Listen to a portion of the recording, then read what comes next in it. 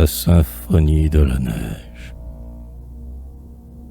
La neige qui s'amasse et tombe dans la neige. Du ciel, un gros flocon sur la terre descend.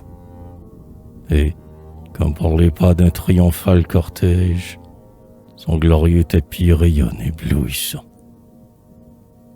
D'autres regretteront, devant cette richesse, les pourpris que l'aurore arrose de ses pleurs, le gazon aplani pour des pieds de duchesse, et le rose printemps des oiseaux et des fleurs.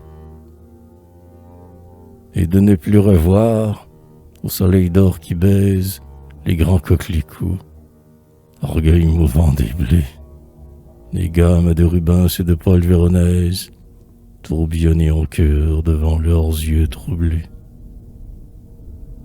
Mais moi, j'aime à songer devant cette harmonie, et toutes les blancheurs des rêves anciens mettent d'accord leur voix pour une symphonie, et leur rythme plaintif me prend dans ses liens.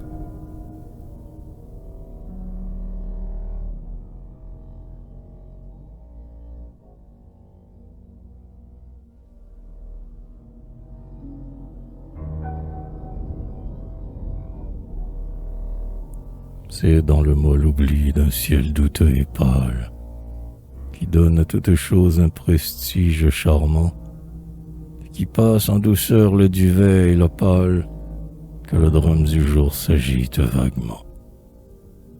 Leurs ciselles au vent, pareils à des voiles, les anges sont épars dans les chemins du ciel. Les nuages rêveurs font la cour aux étoiles, et tout l'éther frémit d'un amour sensuel. Les lacs sont habités par la troupe des cygnes, qui semblent frissonner sous nos soleils polis, et l'ombre du feuillage a les marbres insignes, dont un grêle rayon baise les pieds polis.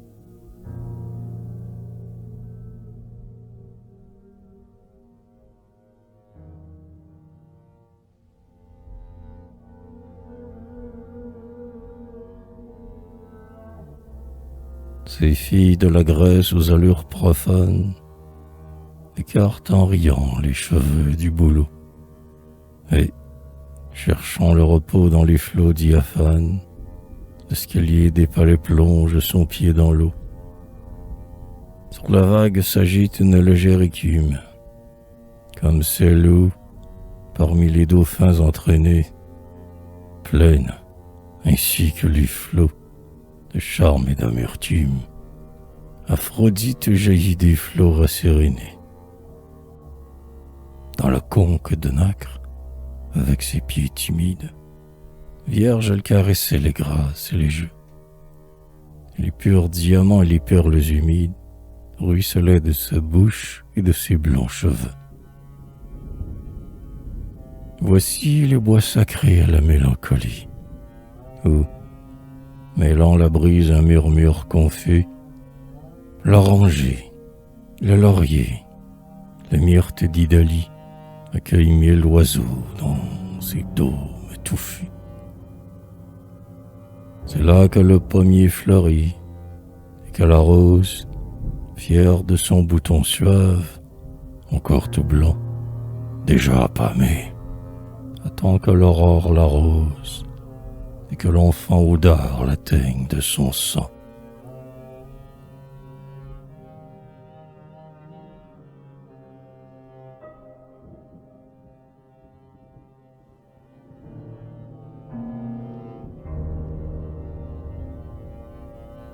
En cavalcade, au long des terrasses de briques, des dames, dont Zéphyr baise le front miteux, avec des cavaliers au sourire lubrique, passent dans leurs habits d'hermine et de satin.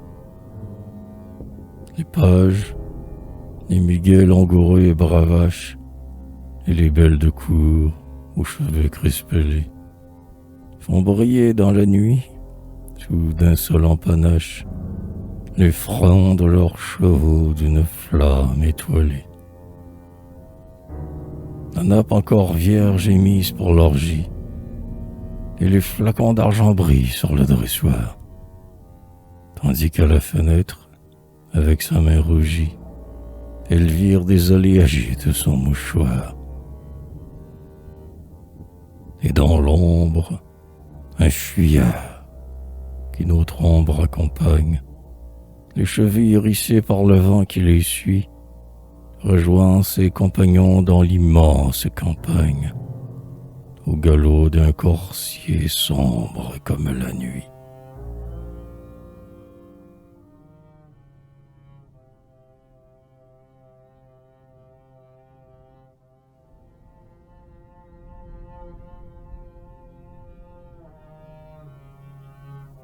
Blanche, dans un massif, dort parmi les dentelles, dont le bouquet foisonne autour de ses beaux seins. Elle rêve, et son corps, semblable aux tourterelles, creuse en y embaumer le duvet des coussins. Auprès d'elle, à mi-voix, deux colombes mystiques, au milieu des ardeurs du tiède renouveau, se murmurent, ainsi que des lyres antiques, des vers d'Anacréon, d'Orphée et de Sappho.